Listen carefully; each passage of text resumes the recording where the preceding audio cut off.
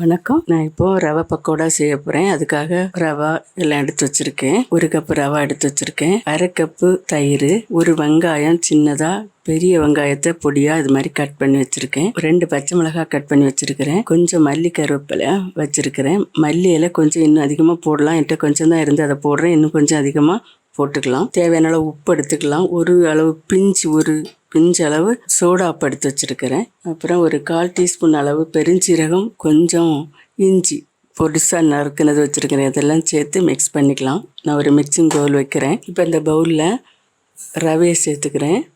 இதோட 1/2 கப்பு தயிரை சேர்த்துக்கலாம். வெங்காயம்,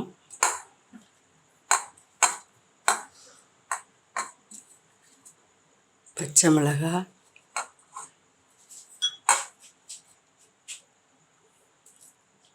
கருவேப்பிலை, மல்லி இலை கொஞ்சம் அதையும் சேர்த்துக்கலாம். இதோட பெருஞ்சீரகம், இஞ்சி இதையும் சேர்த்துக்கிறேன். சோடா உப்பு கொஞ்சம், தேவையான அளவு உப்பு சேர்த்துக்கலாம்.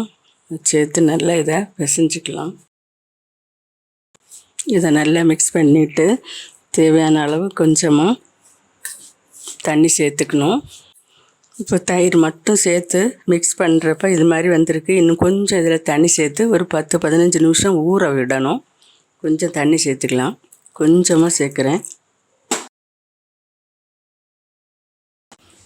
இன்னும் கொஞ்சம் சேர்த்துக்கலாம்.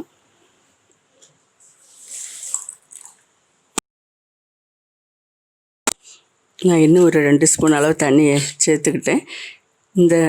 இந்த அளவில் இருக்கட்டும். இது இனி ஊறும்போது திக்காயிரும்.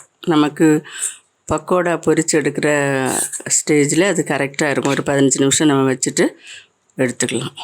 தேவையான அளவு உப்பு, பச்சை மிளகாய் காரம் உங்களுக்கு எந்த அளவு தேவைப்படுது அதை கணக்கு பண்ணி நீங்கள் போட்டுக்கோங்க. இதை இன்னும் ஒரு 15 நிமிஷம் நம்ம ஊற வச்சுட்டு அப்புறமா பொரிக்கலாம். இப்போ ஊற வச்சு எடுத்தாச்சு ரவா பக்கோடா பண்ணுறதுக்கு. இப்போ நம்ம அடுப்பில் எண்ணெய் வச்சுருக்கேன்.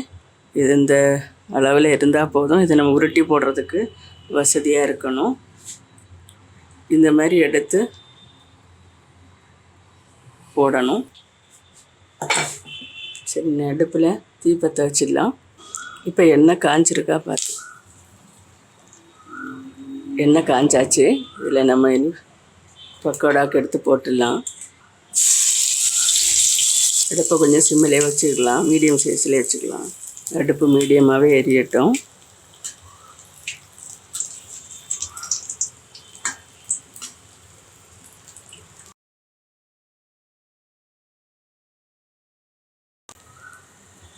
இன்னும் கொஞ்சம் கூட ப்ரௌன் ஆகட்டும். அப்போ உள்ளேயும் நல்லா வெந்துடும்.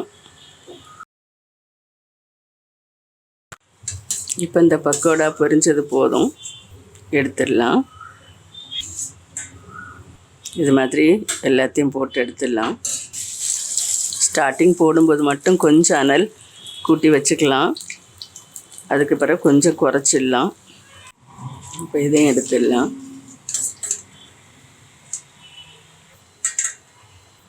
கிறிஸ்பியான ரவா பக்கோடா ரொம்ப நல்லா ரெடி ஆயிட்டு. எல்லாம் பொரிச்சாச்சு. மேலே கிறிஸ்பியாக இருக்குது, உள்ளே சாஃப்டாக இருக்குது. சாப்பிட்டு பார்த்துடலாம். ரொம்ப நல்லா வந்திருக்கு. நான் இப்போ எல்லாம் பொரிச்சாச்சு. தொட்டுக்கிறதுக்கு தேங்காய் சட்னி வச்சுருக்கிறேன். அது தொட்டு சாப்பிட்டா நல்லாயிருக்கும். நீங்களும் இதை வீட்டில் இது மாதிரி ட்ரை பண்ணுங்கள். உங்களுக்கு பிடிச்சிருந்தா லைக் பண்ணி, ஷேர் பண்ணி, கமெண்ட்ஸ் பண்ணுங்கள். மறக்காமல் சப்ஸ்கிரைப் பண்ணுங்கள். மறுபடியும் ஒரு நல்ல ரெசிபியோட நான் உங்களை சந்திக்கிறேன். நன்றி. God bless you.